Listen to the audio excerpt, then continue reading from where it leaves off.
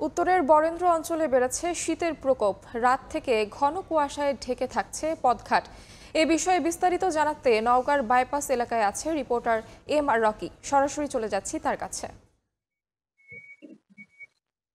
এই মুহূর্তে তীব্র ঘন কুয়াশা, সে সাথে শিশির ঝরছে এবং গত 2 দিন ধরে কিন্তু শীতের যে প্রকোপ, শীতের যে দাপট, তা কিন্তু নতুন করে এই বরেন্দ্র জনপদের উপর দিয়ে বয়ে যাচ্ছে এবং ভোর রাত থেকে কিন্তু ঘন কুয়াশা একেবারে সারাদিনই অনেকটাই গতকালকে বিরাজ করেছিল। আজকেও কিন্তু আমরা দেখছিলাম যে রাত থেকে একেবারে দূরের যে দৃষ্টিসীমা ঘন কুয়াশার কারণে অনেকটাই দৃষ্টির বাইরে চলে যাচ্ছে, মানে 10 থেকে 15 ফুট দূরের যে পথ, সেটাও কিন্তু এই মুহূর্তে অনুভব করা যাচ্ছে না, দেখা অনেকটাই কষ্টসাধ্য হয়ে দাঁড়িয়েছে।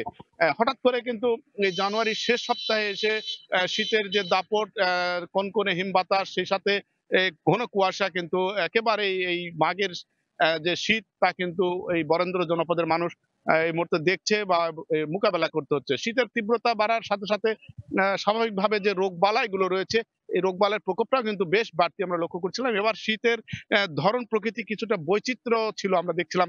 কখনো 2 দিন রোদের প্রখরতা বাড়ে দিনে, আবার রাতে কিন্তু তাপমাত্রা হঠাৎ করে অনেকটা নিচে নেমে যায়।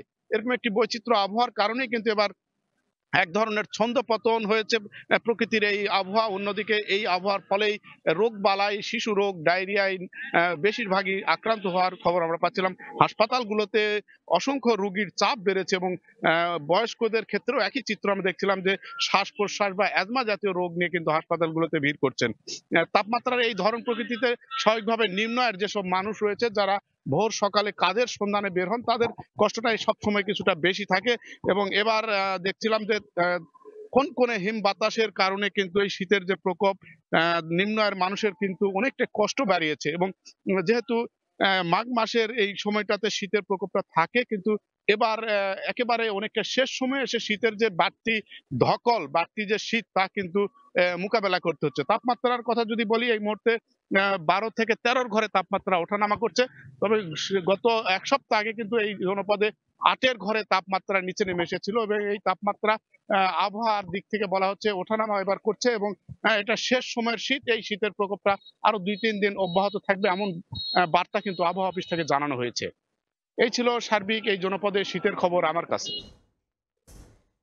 সরাসরি যুক্ত ছিলাম বরেন্দ্র অঞ্চলে।